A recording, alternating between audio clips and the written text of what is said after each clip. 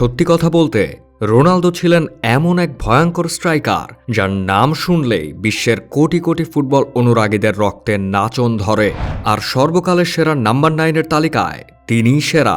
Club ফুটবলে সবচেয়ে বড় দ্বৈরথ নিঃসন্দেহে রিয়াল মাদ্রিদ বনাম বার্সেলোনা ক্লাসিকো।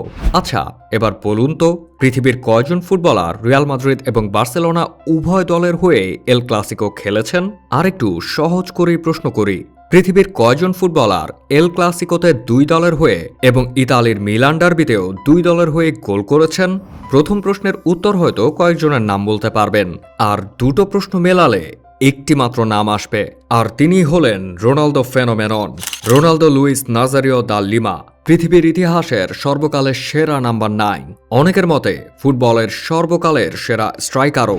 প্রায় 17টি বছর প্রতিপক্ষের রক্ষণভাগকে বোকা বানিয়ে একের পর এক গোল করে নিজেকে নিয়ে গেছেন ফুটবলের এক অনন্য উচ্চতায়। দুটি বিশ্বকাপ, দুটি কোপা আমেরিকা, দুবার ব্যালন ডি'অর, 3বার ফিফা বর্ষসেরা ফুটবলারের পুরস্কার পাওয়া রোনালদো নিজের ক্যারিয়ারে একমাত্র চ্যাম্পিয়ন্স লিগ ছাড়া সম্ভাব্য সবই জিতেছেন।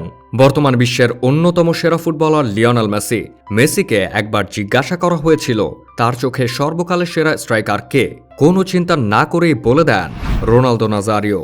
18 সেপ্টেম্বর 1976 সালে ব্রাজিলের রাজধানী রিও ডি জেনেইরোর এক হতদরিদ্র দম্পতি বাবা নেলিও নাজারিও দা লিমা ও মা সোনিয়া দোস সান্তোস বার্তার ঘর আলো করে আসেন ফুটফুটে রোনালদো।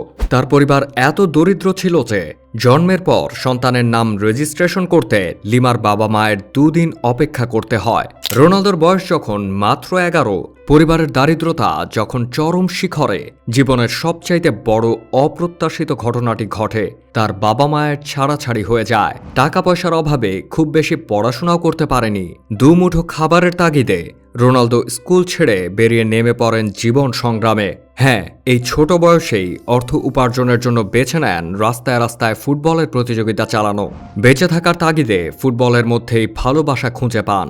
মাত্র কয়েক বছরের ব্যবধানেই রোনালদো হয়ে যান স্থানীয় ক্লাবগুলোর নিয়মিত সদস্য।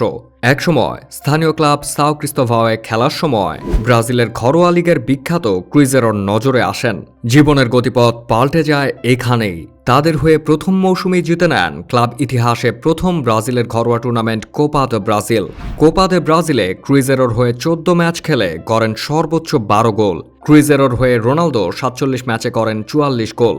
ইউরোপে রোনালদো 2 বছর খেলেন নেদারল্যান্ডসের ক্লাব পিএসভি আইগোহোভেনের হয়ে। 1994 থেকে 96 এই 2 মৌসুম পিএসভির হয়ে অবিশ্বাস্য ফুটবল খেলেন লিমা। পিএসভির হয়ে নজর কাড়া পারফরম্যান্সের পর ইউরোপে ইন্টার ও বার্সেলোনার মতো বড় ক্লাবগুলো ট্রান্সফার যুদ্ধে নামে রোনালদোকে দলে ভেড়াতে। 1997 সালে বার্সেলোনার সাথে চুক্তিনামায় সমস্যা হলে রোনালদো পাড়ি দেন ইতালিতে। রেকর্ড 19 মিলিয়ন পাউন্ডের বিনিময়ে ইতালিয়ান জায়ান্ট ইন্টার মিলানে যোগ দেন। সেখানেই প্রথম ফুটবলার হিসেবে টানা 2 বার ট্রান্সফার ফির ওয়ার্ল্ড রেকর্ড করেন। ইন্টারের হয়ে সিরিয়া লিগে প্রথম সিজনেই করেন সর্বোচ্চ 37 ম্যাচে 25 গোল।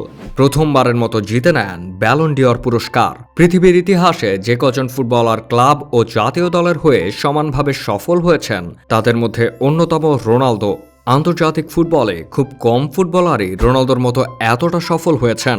বিশ্বকাপ ও মহাদেশীয় শ্রেষ্ঠত্বের লড়াই সব জায়গায় নিজের শ্রেষ্ঠত্বের প্রমাণ করেছেন। ফুটবল বিশ্বে রোনালদোর মতো খুব কম খতরনাক স্ট্রাইকার জন্ম নিয়েছে যারা প্রতিপক্ষের প্রতি ইঞ্চি জায়গা ব্যবহার করে মুহূর্তের মধ্যে ম্যাচের ফলাফল পাল্টে দিয়েছে। দুর্দান্ত সব ফিনিশিংয়ে একের পর এক গোল করেছে।